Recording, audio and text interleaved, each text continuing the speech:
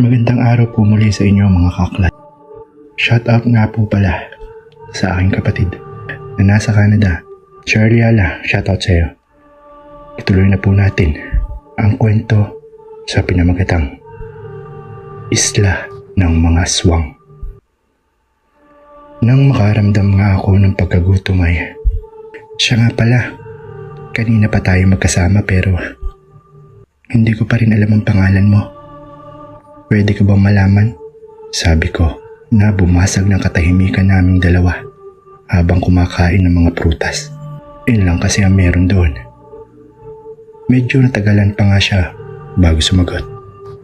Damien. Yun ang pangalan ko. Tipid nitong sagot. Medyo kakaiba ang pangalan niya. Ngayon ko lang narinig ang ganoong pangalan. Pero bagay naman sa kanya. Ako naman si Isabel. 20 years old, maganda, mabait, at matalino. Dalawa kaming magkapatid, parehong babae. At naniniwala ako sa kasabihan. Hindi ko naman tinatanong. Napatigil tuloy ako nang sabihin niya yun. Grabe ha, gusto ko lamang naman magpakilala. Ba't sungit ang lalaking yun? Hindi naman ako halos makatulog dahil sa dami ng lamok na dumadapo sa balat ko. Hindi na rin naman ako nagtataka dahil pinamumugaran ito ng mga aswang. Naglakad-lakad na lang ako sa paligid. Napakatahimik at akalain mong walang nagbabadyang panganib. Alam ko na sa likod ng katahimikang iyon ay naroon ang hinaing at sigaw ng mga nabiktima ng mga aswang na naririto sa isla. Sa ilang minuto kong pagmumuni-muni ay nabaling ang tingin ko kay Damien. Natulog ito. Lumapit ako sa kanya at napaupo. Nakasandal kasi siya sa isang puno. Naisip ko tuloy na ang tibay naman ito. Hindi pa siya nasasaktan sa kagat ng mga lamok. Pinagmasdan ko lamang ang mukha niya. May itsura siya at patangos ang ilong. Naisip ko tuloy, mag-isa lang ba siya sa buhay? Wala ba siyang pamilya o kasama? Ilang sandali ko pa siyang pinagmasdan hanggang sa bumaba ng tingin ko sa kanyang leeg. Kung saan may suot itong kwintas.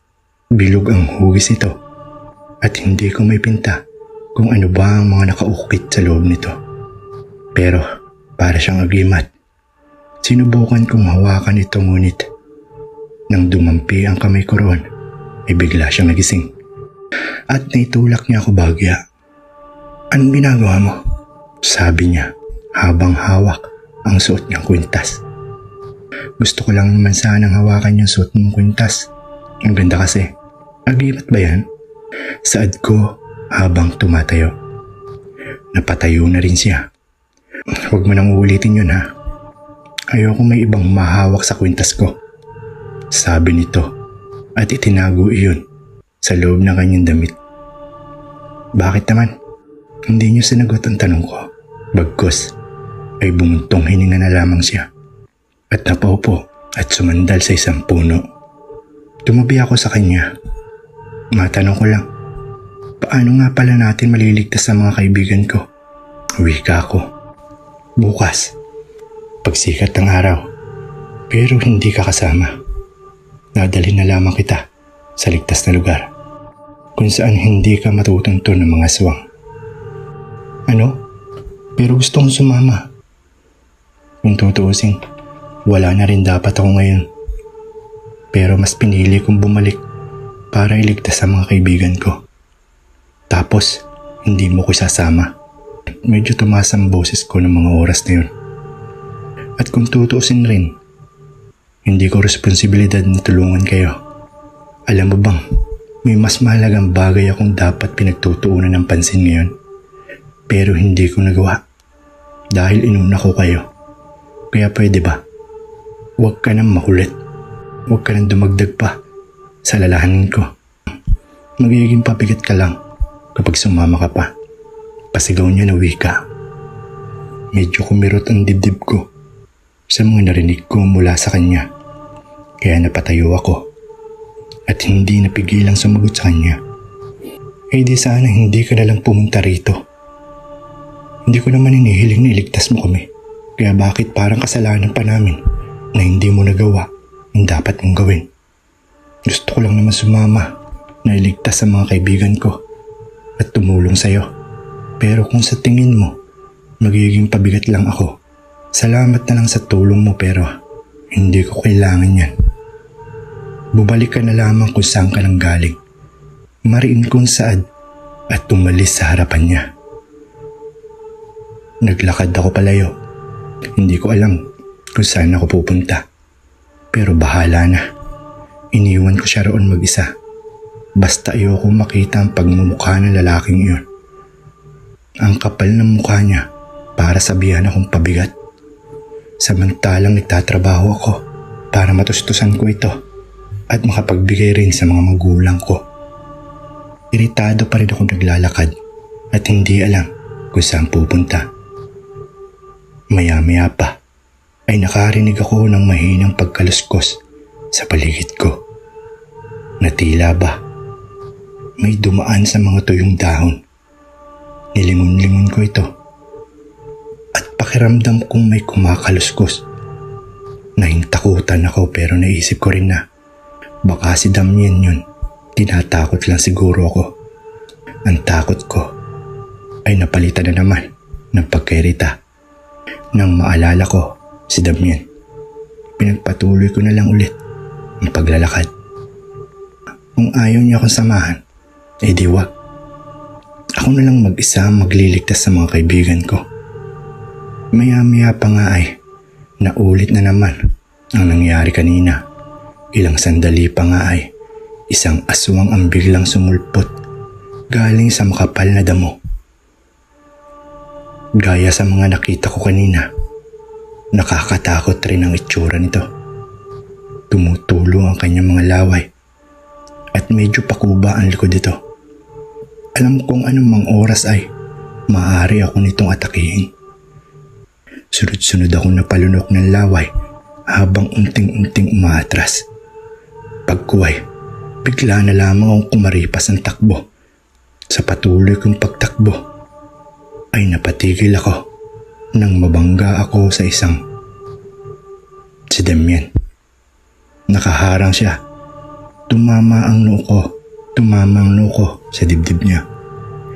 Medyo masakit pa nga dahil tumama yata ang noo ko doon sa kwintas na parang aghimat.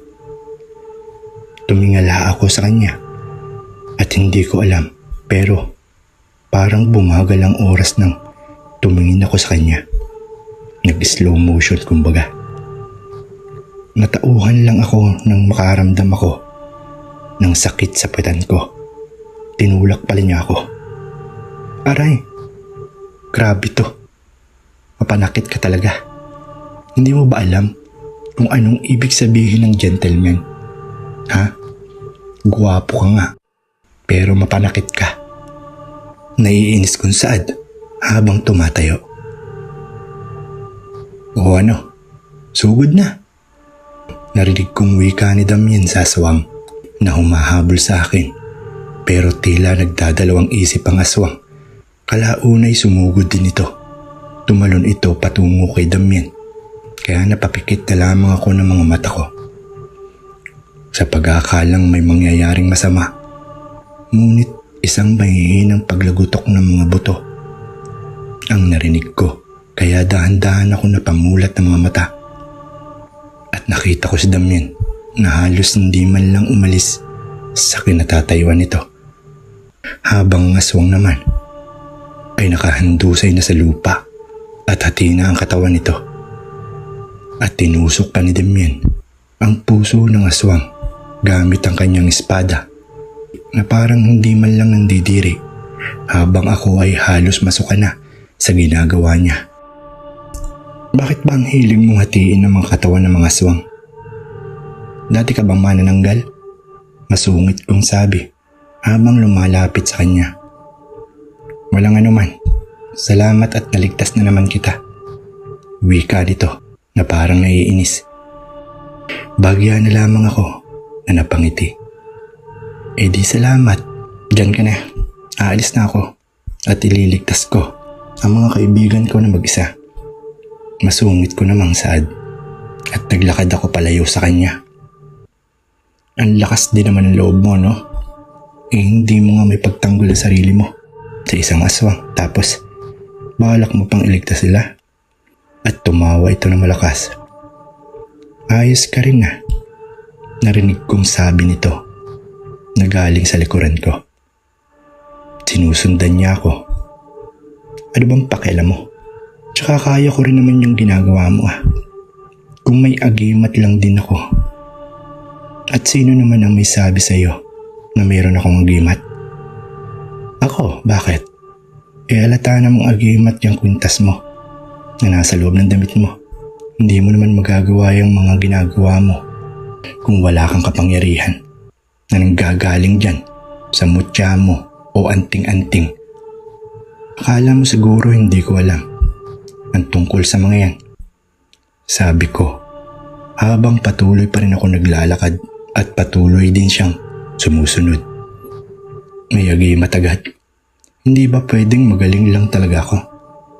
Napangiwi na lamang ako sa sinabi niya. Mapanakit na nga, sinungaling pa. Uwi ka kung may pagkainis.